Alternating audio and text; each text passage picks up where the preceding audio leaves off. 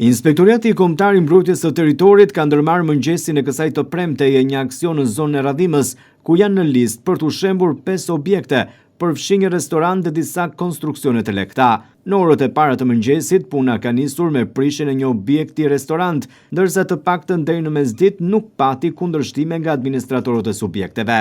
Autoritetet e Inspektoratit Kombëtar të Mbrojtjes së Territorit bën me dije se banorëve dhe subjekteve që preken nga ky aksion u shlin një afat prej 2 orësh për të liruar objektet që do të shemben. Aksioni i KMT-s vjen në kuadër të ndërhyrjeve për lirimin e hapësirave publike dhe goditjen e ndërtimeve pa leje në zonat bregdetare.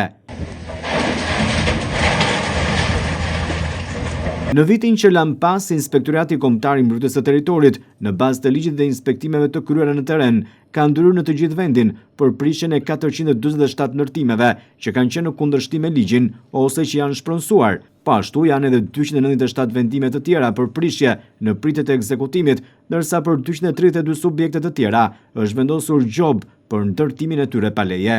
Inspektorati Kombëtar i Mbrojtjes së Territorit, përveç inspektimeve të realizuara në territor në përputhje me fushën e përgjegjësisë, ka ndërmarrë veprime konkrete edhe në kuadër të zbatimit të projekteve madhore të qeverisë, të cilat janë kryer në bashkëpunim me strukturat e tjera ligjzbatuese, kryesisht me policinë e shtetit. 30 objekte të tilla u prishën në Vlorë, në lidhje në rrugës transballkanike me portin detar vitin e kaluar dhe për projektin Lungomare 3 dhe Lungomare 4.